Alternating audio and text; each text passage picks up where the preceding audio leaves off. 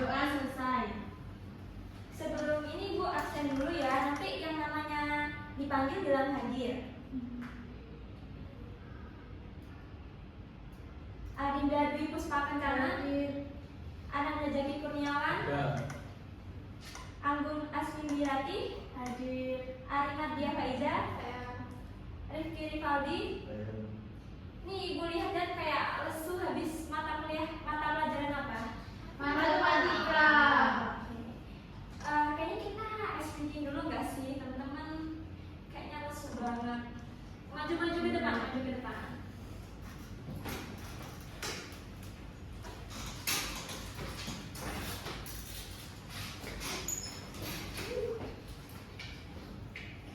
Nanti SPD-nya tuh kalau Ibu bilang siku kalian begini, kalau Ibu bilang sakit pegang perut, terus kalau Ibu bilang sikat nanti rebutan spidol. Belum. 1, 2, 3 siku sikat. Oke, lagi ya, lagi yang fokus. Siku sakit sikat. Oke, sekali lagi yang fokus. Sakit siku sakit sikat. Oke, udah. Oke, boleh kembali ke depan. Sebelumnya aku mau tanya nih, ini kan mau pada liburan ya, mau balik kampung kan di sini. Nah, teman-teman nih mudiknya ke desa atau ada yang pernah tinggal di desa sebelumnya? Saya mau tinggal di desa. Kalau kamu? Saya tinggal di desa. Faizal? Saya tinggal di kota tapi saudara saya banyak yang tinggal di desa. Kalau saya pernah liburan ke desa 2 liburan. Jaki? Saya liburannya pulang kampung desa. Oke, berarti udah familiar semua ya sama suasana desa? Ya, Bu. Nah, sekarang karena materi kita kali itu berhubungan sama desa dan kota teman-teman. Jadi boleh dibuka buku paketnya halaman 211 mengenai sumber yang sudah ada. Kan ini nggak mungkin kan kita belajar tapi nggak tahu tujuan, sama aja kayak naik angkot tapi muter-muter doang. Nah, tujuannya tuh biar anak-anak tuh diharapin nggak cuma paham doang definisinya, tapi bisa mengimplementasikannya dan kayak bisa membangun pengembangan kota di desa dengan sumber daya teman-teman kan yang masih muda juga. Gitu. Sebelumnya Ibu mau tanya nih, kenapa banyak orang dari desa pindah ke kota dan apa dampaknya bagi desa dan kota tersebut? Angkat tangan yang mau jawab. Saya Bu, Ya, gimana Rifki? karena di desa nggak ada wifi Bu, jadi mereka pindah ke kota supaya bisa main terus di kota itu semuanya serba canggih, jadi enak banget gitu. Tepuk tangan dulu dong. Ya nggak salah sih sebenarnya. Cuman alasan utamanya bukan wifi ya teman-teman.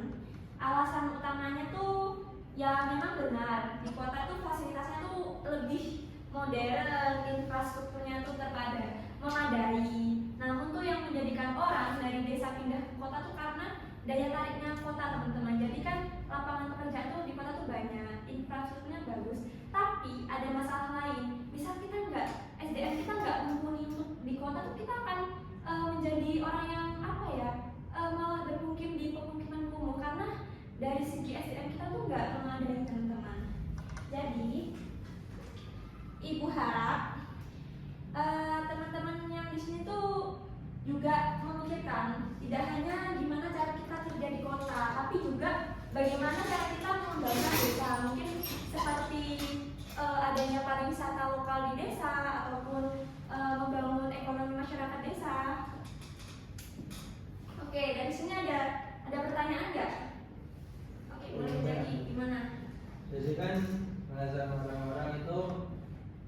ke kota kan untuk mencari pekerjaan. Nah, karena memang di kota itu lapangan kerjanya banyak. Tapi kenapa daripada harus berpindah ke kota, kenapa tidak dibuka lapangan kerja di desa saja? Oke, pertanyaan yang bagus Jaki. Sebetulnya tuh ada solusi-solusi yang udah diupayakan. Namun menciptakan peluang di desa itu nggak mudah teman-teman. Jadi kita harus mulai banget nih dari nol, mulai dari segi infrastrukturnya, mulai dari ekonominya gimana, fasilitas kesehatannya gimana. Jadi bukan bisa diupayakan, tapi itu hal yang mudah. Jadi perlu adanya kolaborasi dan elaborasi dari masyarakat sekitar. Kita juga bisa membangun daya tarik desa itu dari segi perekonomiannya. Mungkin kita menciptakan usaha lokal atau sektor lokal yang bisa dikembangkan di desa. Misalnya kan desa itu biasanya tuh banyak budayanya teman-teman. Jadi kita bisa menciptakan semacam desa budaya yang dapat mengembangkan branding desa itu sendiri. Dari sini masih ada pertanyaan apa enggak, atau masih belum paham terkait permasalahan desa dan kota? Udah paham semua kah? Oke, lanjut ya.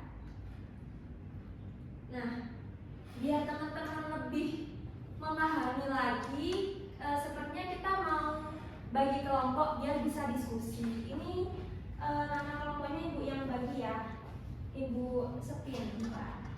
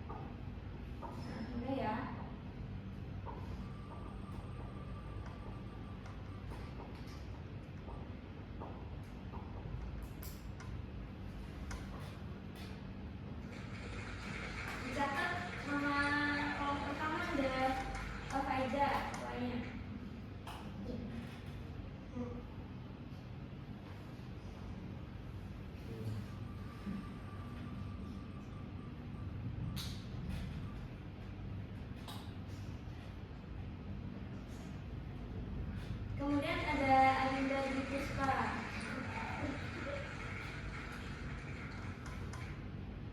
Nah, yang kelompok terakhir ada Zaki sama Rifki ya. Nah, untuk studi kasusnya sih sebenarnya teman-teman bisa cari sendiri tentang permasalahan desa dan kota. Nah, ini itu ada studi kasus yang mungkin bisa diambil dan kemudian besok dijadikan infografi. Jadi untuk hari ini bisa berdiskusi dulu antar kelompok.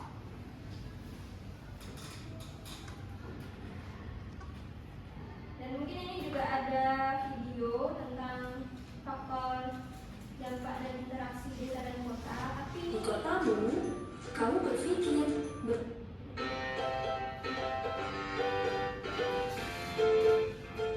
saat kamu berbelanja sayur mayur di pasar induk di kotamu, kamu berpikir berasal dari mana ya sayur tersebut? Jawabannya sudah pasti sayur tersebut berasal dari desa ya. Atau saat kamu sedang berkunjung ke desa, kamu menemukan hampir semua warga di sana menggunakan kendaraan bermotor. Kamu lalu berpikir jika mereka mendapatkan motor itu dari kota. Nah, dari kegiatan tersebut dapat disimpulkan bahwa desa dan kota itu saling berinteraksi loh. Salah satu contohnya itu melalui kebutuhan barang dan sumber dayanya nih. Kali ini aku akan mengajakmu untuk melihat tentang faktor apa saja yang mempengaruhi interaksi antara desa kota dan dampaknya. Eits, sebelumnya kamu harus tahu terlebih dahulu apa itu interaksi. Interaksi itu sebuah proses saling mempengaruhi baik aspek sosial, ekonomi, politik, dan budaya. Interaksi antara desa dan kota terjadi karena adanya perbedaan kebutuhan dan potensi yang ada di kota dan desa. Tadi kita sempat membahas soal sayur yang berada di pasar induk di kotaku itu berasal dari desa. Nah, dari contoh tersebut, kira-kira apakah kamu bisa menyimpulkan apa yang mendorong interaksi? Coba kita lihat contoh lainnya. Misalnya, kamu sedang di desa yang ada perkebunan kapas. Nah, kapas tersebut kemudian dibawa ke kota dan diolah oleh pabrik tekstil setempat. Hasil Oke, ini video yang nanti teman-teman bisa buka sendiri ya di grup WhatsApp kita. Sekarang fokusnya teman-teman lebih ke mencari masalah antara interaksi desa dan kota, dan kemudian besok membuat infografis.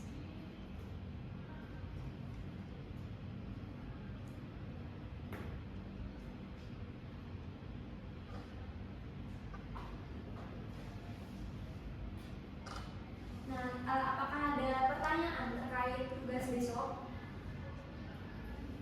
Aman? Ada. Oke.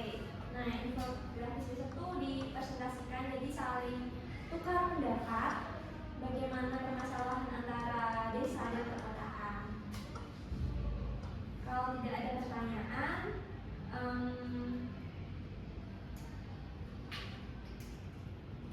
Ibu deh yang tanya.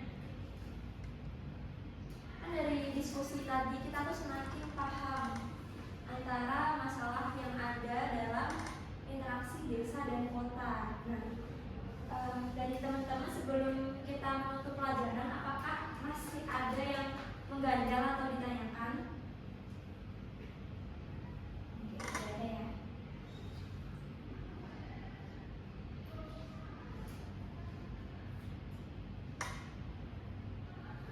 Ibu nih mau teman-teman yang memberi kesimpulan, yang merefleksikan apa aja yang kita dapat pada hari ini. Mungkin bisa Jaki bisa menyimpulkan apa yang kita dapat dari hari ini.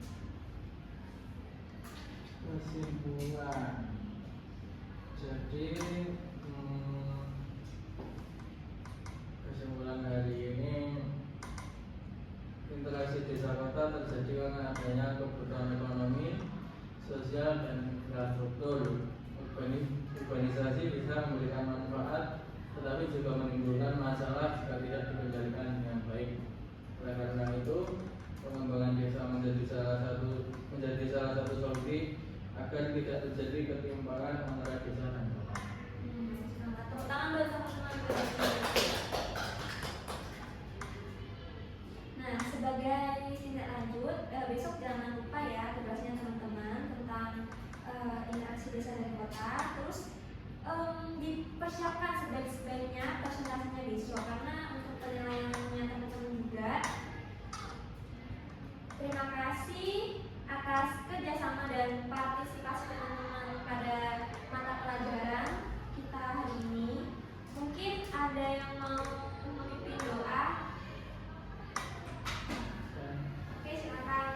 Teman-teman, sebelum mengakhiri pelajaran, mari kita berdoa keyakinan dan kepercayaan masing-masing.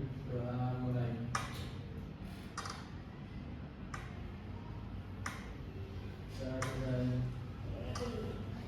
Terima kasih ya semuanya. Jangan lupa jaga kesehatan. Besok masih masuk. Jaga makanan juga. Wassalamualaikum warahmatullahi wabarakatuh. Waalaikumsalam warahmatullahi wabarakatuh.